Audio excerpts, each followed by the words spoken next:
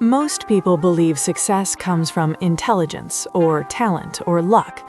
They believe the future is decided by where you were born, who you know, or what opportunities come your way. That is the myth. It sounds reasonable, it feels comforting, because if success depends on those things, then failure is not personal. It is explainable, it is excusable.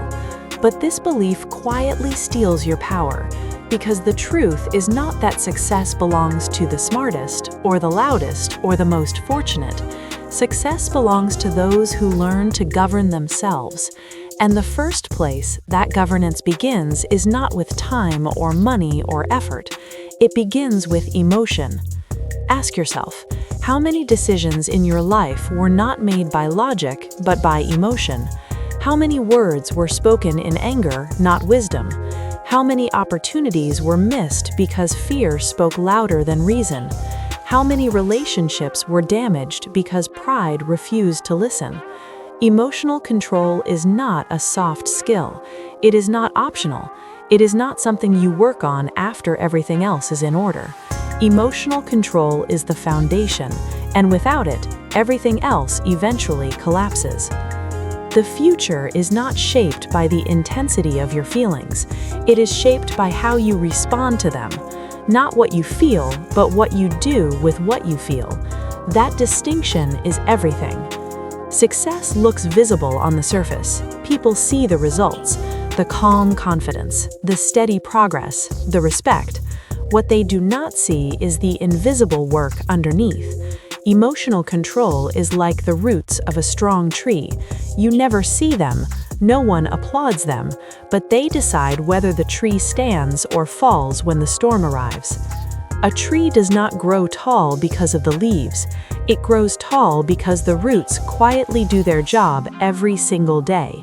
In the same way, emotional discipline is quiet. It is practiced when no one is watching. It is built in moments that seem small, when you choose not to react, when you pause before you speak, when you stay steady instead of dramatic. These moments feel insignificant, but they are not. They are deposits into your future. You are always training yourself. Either you are training yourself to react, or you are training yourself to respond. Either you are strengthening impulse, or you are strengthening control. Every emotional response becomes a habit, every habit becomes a pattern, and every pattern becomes a destiny. Ask yourself, when pressure rises, what pattern appears? Do you rush? Do you avoid? Do you lash out? Do you shut down? Or do you slow down, observe, and choose? Pressure does not create character, it reveals it, and the character it reveals was built long before the pressure arrived. Opportunity does not arrive when you feel ready, it arrives when life decides. That is why preparation matters. Emotional preparation matters even more. You can have the skill, you can have the knowledge, you can have the chance, but without emotional control, opportunity turns into chaos. There is a simple law at work here. Opportunity rewards the prepared mind and the steady heart, not the most excited, not the most anxious, the most steady. Think about moments that changed your life, a conversation, a decision, a turning point. In those moments, emotion was present: fear, excitement, anger, hope.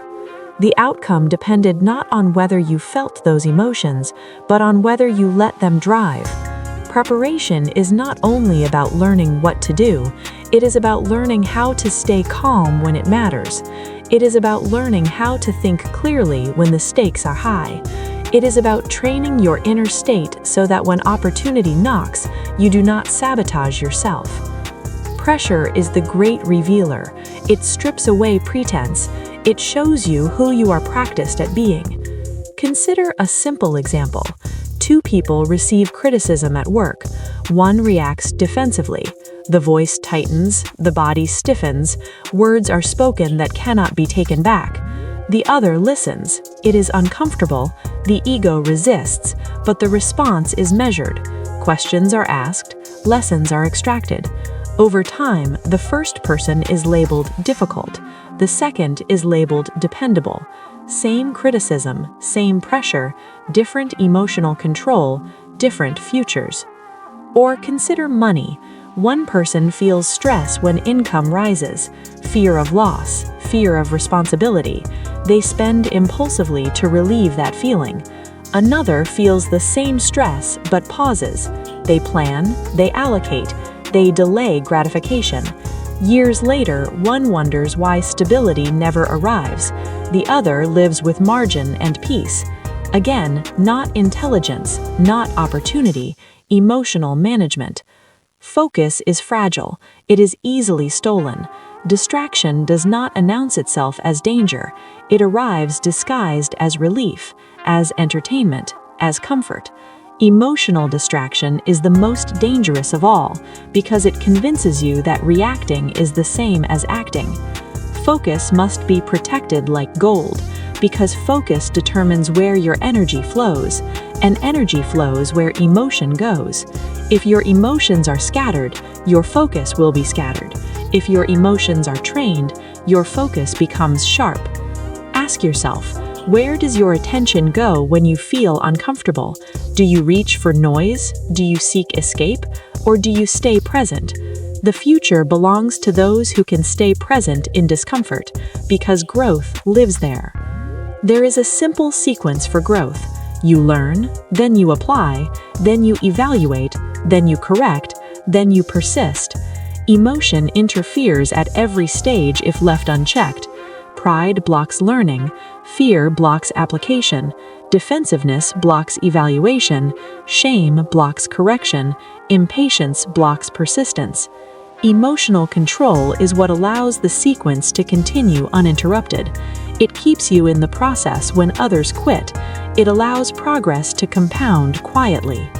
Motivation is unreliable. It comes and goes. Emotion-based action comes and goes with it. Discipline does not wait for motivation. Discipline is a system, and emotional discipline is the system that governs all others. You will not always feel like being calm. You will not always feel like being patient. You will not always feel like being disciplined. That is precisely why emotional control matters, because the future cannot depend on how you feel today. Think of time like seasons. There is a season for planting, a season for growth, a season for harvest. Emotional impatience demands harvest in the planting season. Emotional maturity respects time. Strategic patience is emotional control stretched across months and years. It is the ability to stay consistent without immediate reward. It is the ability to trust the process without constant reassurance. Feedback is not an attack, it is information. Emotion decides how you receive it.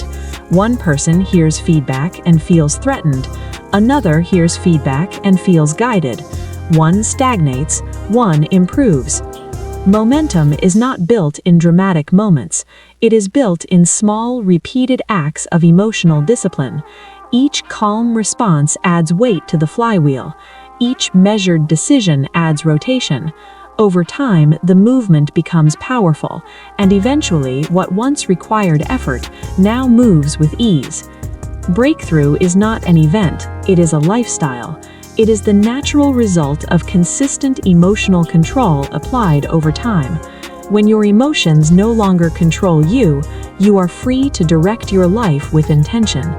One day you will look back and realize your future changed, not when everything around you improved, but when your inner responses matured, when you stopped reacting and started choosing, when you learned that emotional control is not suppression, but direction.